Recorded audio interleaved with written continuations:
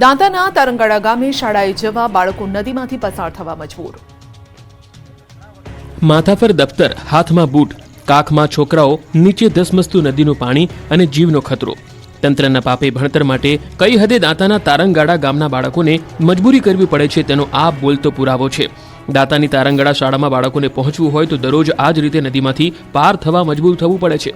જીવના જોખમે નદી પાર કરી શાળાએ વિદ્યાર્થીઓને પહોંચવું પડે છે. તારંગાડા ગામની પ્રાથમિક શાળામાં ના ફક્ત બાળકો, શિક્ષકો પણ આ જ રીતે નદી પાર કરીને શાળાએ પહોંચે છે. શાળામાં આવવા માટે વિદ્યાર્થીઓને માથે દફતરો મૂકીને નદી પાર કરવા આવવું પડી રહ્યું છે, કેમ કે શાળાએ જવા માટે કોઝવે નહીં હોવાથી સતત વહેતા પાણીના વહેણ વચ્ચે વિદ્યાર્થીઓ શાળાએ જવા મજબૂર જોવા મળ્યા.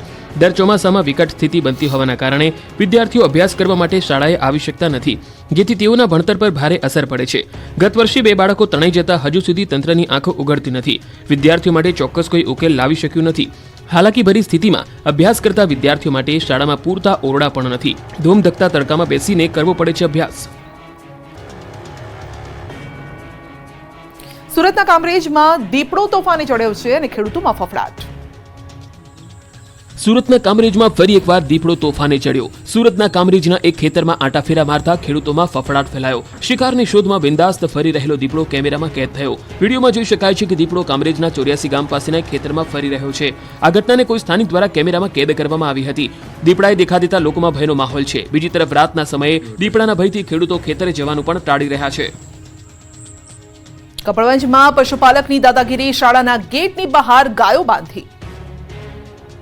ખેડા જિલ્લાના કપડવંજ તાલુકાના પશુપાલકોની દાદાગીરી સામે આવી છે. પશુપાલકોએ શાળાની ગેટની બહાર જ ગાયો બાંધી દીધી હતી, જેના કારણે શાળાએ જતા બાળકો અટવાયા તો શાળાના 150 જેટલા બાળકોને બહાર બેસાડવાની ફરજ પડી હતી. સ્કૂલના ગેટ પાસે જ ઢોર બાંધતા બાળકોમાં પણ ભય ફેલાયો. જોકે વાલીઓ અને ગ્રામજનો શાળામાં રજૂઆત કરવા પહોંચ્યા હતા. વાલીઓએ પશુપાલકોને સમજાવતા પશુપાલકોએ દાદાગીરી કરી. અંતે આ સમગ્ર મામલે પોલીસને જાણ કરાતા પોલીસ શાળાએ પહોંચી હતી. શાળાના મુખ્ય ગેટ બહાર બાંધેલી ગાયો છોડી પશુપાલકો સામે કાર્યવાહી હાથ ધરી હતી. અમદાવાદમાં કચરો ભરવાની વાન બની પેસેન્જર ગાડી.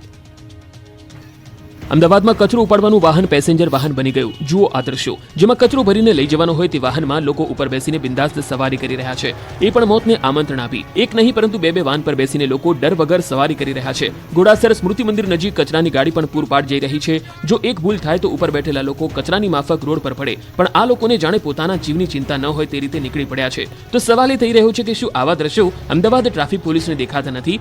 રોડ પર અકસ્માત થાય તો આખરે કોણ જવાબદાર? કોણે કચરાની ગાડીમાં જોખમી સવારીની મંજૂરી આપી? કાનપુરમાં સાબરમતી એક્સપ્રેસના 22 ડબ્બા પાટા પરથી ઉતર્યા.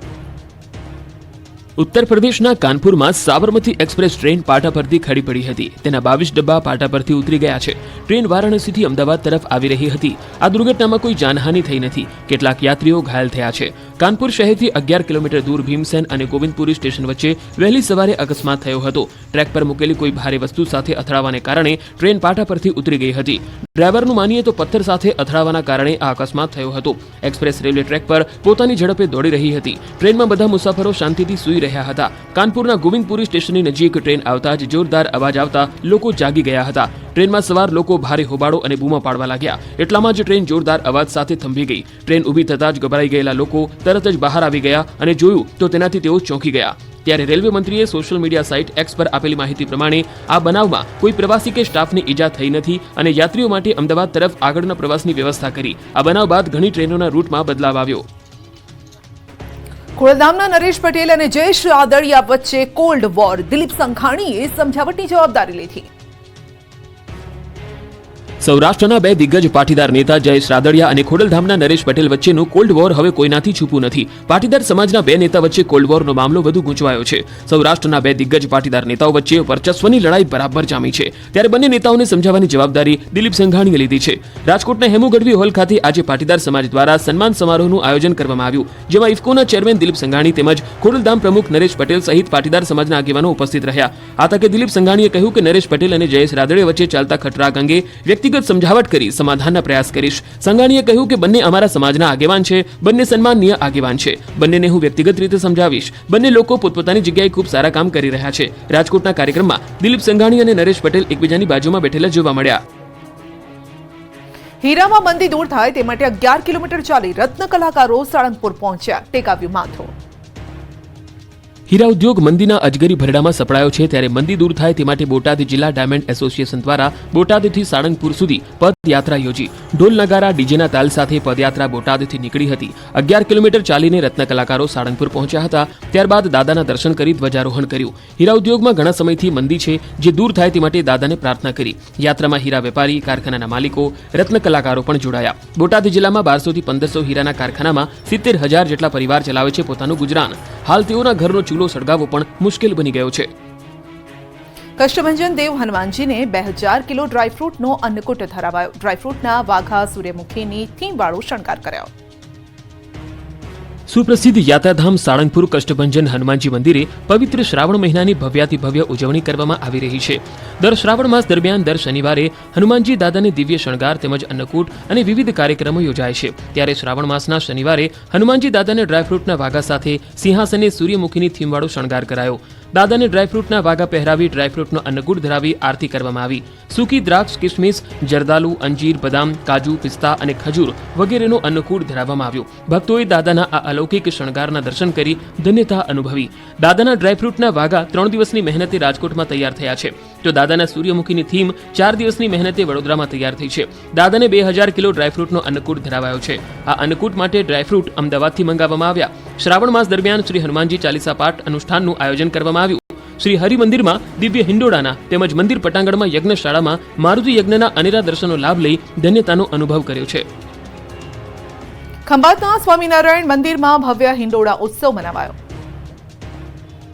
આણંદ જિલ્લાના ખંભાતમાં 125 વર્ષ જૂના પૌરાણિક સ્વામિનારાયણ મંદિરમાં હિંડોળા ઉત્સવનું આયોજન થયું. આણંદ જિલ્લાના ખંભાત શહેરના રાણા ચકલા વિસ્તારના સ્વામિનારાયણ મંદિરમાં ભવ્ય હિંડોળા ઉત્સવ મનાવાયો. મંદિરમાં હીર કહેતા સુરતના કલાત્મક હિંડોળા ભક્તો માટે આકર્ષણનું કેન્દ્ર બન્યા. સ્વામિનારાયણ ભગવાનના સમયમાં 200 વર્ષ પૂર્વ ખંભાત દરિયાઈ બંદર હતું અને હીર કહેતા સૂતર ખંભાતનું પ્રખ્યાત હતું, જેથી તે સમયે સ્વામિનારાયણ ભગવાન ભક્તો શ્રી હરિને હીરનો ખેસ પહેરાવતા. ત્યારબાદ ખંભાત સ્વામિનારાયણ મંદિર બન્યું અને પ્રતિવર્ષ શ્રાવણ માસમાં શ્રી હરિને હીરના હિંડોળે ઝુલાવવામાં આવે છે, જેના દર્શન થકી ભક્તો ધન્યતાનો અનુભવ કરે છે.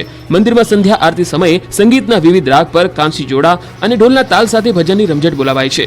ભક્તો દ્વારા શ્રી હરિના વિવિધ ભજનોનો ઉત્સવ સાંભળવો એક લહાવો છે. જૂનાગઢમાં જૂની ડિઝાઇન મુજબનો બ્રિજ કરવાની માંગ 1000 સહીવાળો પત્ર પીએમને મોકલાયો. જૂનાગઢને મળેલા પ્રથમ ઓવરબ્રિજને લઈને વિવાદ વકર્યો છે. તંત્રએ બ્રિજની ડિઝાઇન બદલી નાખતા હવે સ્થાનિકો મેદાનમાં આવ્યા. સ્થાનિક તંત્ર, ધારાસભ્ય, સાંસદ અને સીએમને રજૂઆત કર્યા બાદ પણ બ્રિજની ડિઝાઇનમાં કોઈ ફેરફાર નહીં થતા રોષ ફેલાયો છે. ત્યારે લોકોએ 1000 સહીવાળો પત્ર પીએમને લખીને જૂની ડિઝાઇન પ્રમાણે ઓવરબ્રિજ બનાવવાની માંગ કરી. પહેલા એચ આકારની બ્રિજની ડિઝાઇન હતી, પણ 2.5 વર્ષ બાદ પદાધિકારીઓ બદલાતા જૂનો ઠરાવ રદ કરી નવી ડિઝાઇન પ્રમાણે એસ આકારના બ્રિજને મંજૂરી આપતા વિવાદ વકર્યો છે. એસ આકારના બ્રિજને જૂની બોડીએ નામંજૂર કર્યો હતો, તેને ફરીથી મંજૂરી આપતા રોષ છે. રક્ષાબંધનના તહેવારને લઈ રાખડી ઉદ્યોગમાં તેજી. ટંકારામાં બહેનો તૈયાર કરે છે 60 લાખથી વધુ રાખડી.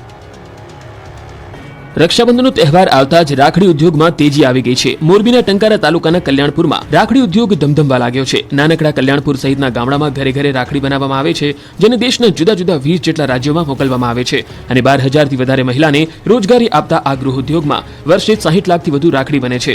₹2 થી લઈને ₹100 સુધીની રાખડીઓ અહીં બનાવવામાં આવે છે. વાર્ષિક 35 કરોડ જેટલા ટર્નઓવર ધરાવતો આ ઉદ્યોગ મહિલાઓ માટે આશીર્વાદરૂપ છે.